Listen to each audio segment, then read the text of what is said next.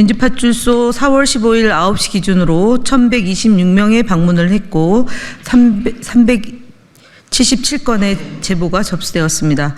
매체별로는 네이버 27.86%로 가장 높은 수치를 기록했고 그 뒤로는 SNS 27.59%, 유튜브 13%, 커뮤니티 7.69%, 틱톡 2.39% 순서로 제보되었습니다. 제보 내용을 말씀드리겠습니다. 민주당과 민주당 인사를 간첩과 연관지어 공사나 프레임으로 날조한다는 제보가 이어졌습니다. 미국 정보기관에서 이재명을 간첩으로 분류한다거나 중국 간첩 이재명만 아니면 된다라는 식의 대표적입니다. 이러한 주장은 사실 확인이 전혀 되지 않은 내용임에도 불구하고 민주당 인사를 악의적으로 허위사실을 퍼뜨리고 있습니다. 또한 중국인 3천만 명과 북한 공작원 200만 명이 여론조작에 가담하고 있다.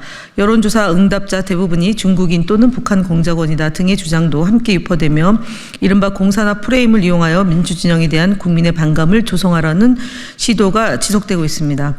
국민을 분열시키고 허위조작 정보를 유포한 행위는 범죄입니다. 상응한 조치를 하겠습니다. 부정선거 관련 음모론이 변형돼서 윤 어게인 운동과 결합해 재생산된다는 정황 제보도 지속적으로 제기되고 있습니다. DC 인사이드의 미국 정치 갤러리 등 커뮤니티를 중심으로 부정선거 음모론이 변형되고 있으며 이를 윤 어게인 운동과 결합한 새로운 형태의 허위 주장이 확산되고 있다는 제보입니다. 구체적으로 2020년 미국 대선에서 트럼프가 부정선거로 졌고 이에 대한 응징 차원에서 대한민국을 타깃으로 삼고 있다. 윤석열이 이를 막기 위해 정치 생명을 걸고 계엄을 단행했고 이 결과로 우파와 좌파의 식별이 가능해졌고 미국의 타겟이 분명해졌다는 식의 음모론입니다. 미국에서 이제 방아쇠만 당기면 된다는 식의 위협적이고 자극적인 문구도 포함되고 있습니다.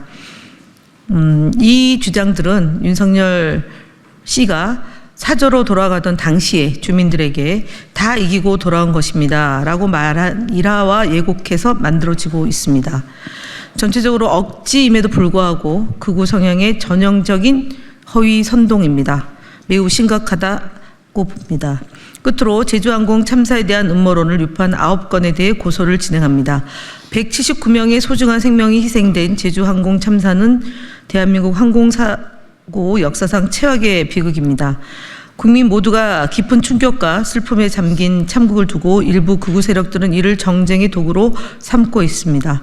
지난주 극우 성향의 커뮤니티를 중심으로 더불어민주당이 참사를 조롱했다, 더불어민주당이 참사를 일으켰다 등 황당무계한 음모론이 유포됐고 국민들의 애도에 모욕적인 그리고 악의적인 선동을 벌였습니다.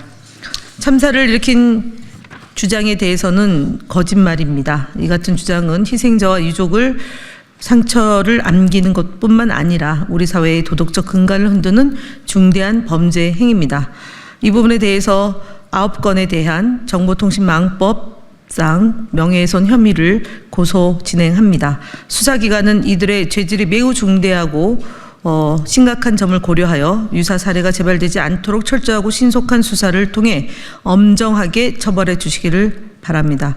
민주파출소는 지속적으로 가짜 뉴스와의 싸움을 멈추지 않겠습니다. 네, 주요 대응 현황 보고 드리겠습니다. 매일신문 언중이 제소 및 스카이데일리의 언중이 심리 일방 취소 등 언론 대응 현황 보고 드립니다. 매일신문은 4월 13일자 보도를 통해 더불어민주당의 대선 경선 룰과 관련된 내용을 보도하면서 지난 대선 경선 당시 후보자의 득票수치를 잘못 인용하였습니다. 작은 숫자 하나의 오류가 사실관계를 크게 왜곡할 수 있는 만큼 보다 철저하고 신중한 보도를 요청드리며 본건은 언론중재위원회에 제소하였음을 알려드립니다. 한편 어제 예정되어 있던 스카이데일리 측과의 언론중재위원회 심리는 심리 개시 약 10분 전 스카이데일리 측의 일방적인 취소로 무산되었습니다. 어떤 사유인지는 알 수 없으나 최소 하루 전 통보를 통해 충분히 조정이 가능했음에도 심리 직전까지 아무런 조치 없이 불참을 통보한 것은 언론중재위원회와 신청인 측 모두에 대한 예의가 아니며 매우 유감스러움을 밝힙니다. 아울러 동일건으로 2회 이상 정당한 사유 없이 불참한 경우 신청인의 요구가 그대로 인용될 수 있다는 점도 함께 알려드립니다. 다음 BBC 촌평 사칭 허위 조작 유튜브 채널에 대한 대응 보고드립니다. 이봉규 TV, 감동란 TV, 강신업 TV 등 일부 유튜브 채널은 영국 BBC가 한국에 대해 다음과 같은 총평을 했다고 주장하며 다음과 같은 내용을 방송했습니다. 하나, 한국은 제사를 뜯어먹는 미친 나라. 둘, 한국은 스스로 자살하는 이상한 나라. 셋, 한국은 판검사가 범죄 문란의 주범인 나라. 넷, 한국은 대법관이 50억 원에 나라를 팔아먹는 나라. 다섯, 한국은 법관의 편향된 이념과 주체 사상이 나라를 망치는 나라. 정말 어이없고 터무니없는 얘기입니다. 이에 국민소통위원회에서 BBC가 실제로 이와 같은 총평을 했는지 사실관계를 확인해 본 결과 해당 총평이 있었다는 어떠한 근거도 확인할 수 없었습니다. 총평이 있었다는 사실조차 확인되지 않아 인용된 발언의 진위 여부를 따지는 것조차 불가능한 상황입니다. 따라서 해당 유튜브 채널들은 BBC의 총평이 실제로 존재했음을 스스로 입증해야 할 책임이 있습니다. 현재 해당 채널들에 대해 유튜브 커뮤니티 가이드라인 위반으로 구글에 신고 진행 중이며 법적 대응 여부에 대한 검토도 함께 병행하고 있음을 알려드립니다. 네, 다음 채널A 돌직구쇼, TV조선, 시사쇼, 정치다 등 공정성 위반 방송에 대한 대응 보고 드립니다. 4월 11일 채널A 돌직구쇼에서는 간첩법을 주제로 토론을 진행하면서 진행자가 한쪽의 입장만을 옹호하는 발언을 하며 특정 입장의 발언에 상당 시간을 할애했음이 확인되었습니다. 이로 인해 방송의 공정성이 훼손된 토론이 이루어졌습니다. 또한 4월 12일 TV조선 시사쇼 정치다에서는 약 1시간의 방송 시간 동안 50% 이상의 시간을 할애하여 특정 정당의 대통령 선거 후보에 대한 언급 등 편향적인 모습을 보였으며 다른 정당의 이슈에 대해선 짧은 시간 동안 부정적 언급만 하였습니다. 이에 해당 방송들을 방송통신심의위원회에 방송 주제 편성에 대한 편파성, 공정성, 객관성 위반 등으로 신고 조치하였으며 지속적인 모니터링을 통해 균형 잡힌 시사 대담 프로그램이 이루어질 수 있도록 적극 대응하겠습니다. 네, 국민의힘 거짓말 시리즈 87번째 말씀드리겠습니다.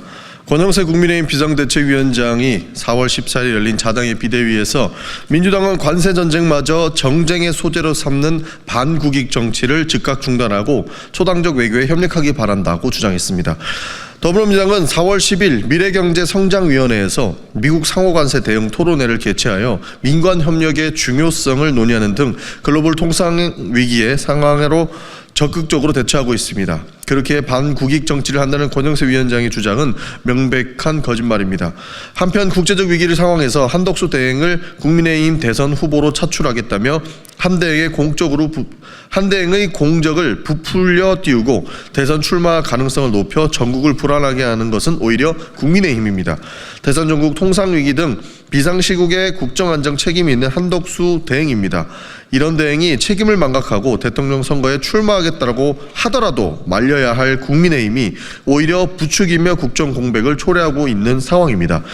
윤석열의 불법 계엄, 내란 행위 등으로 글로벌 통상 위기 상황에서 어떤 대처도 하지 못하고 손 놓고 있던 정부와 구여권입니다.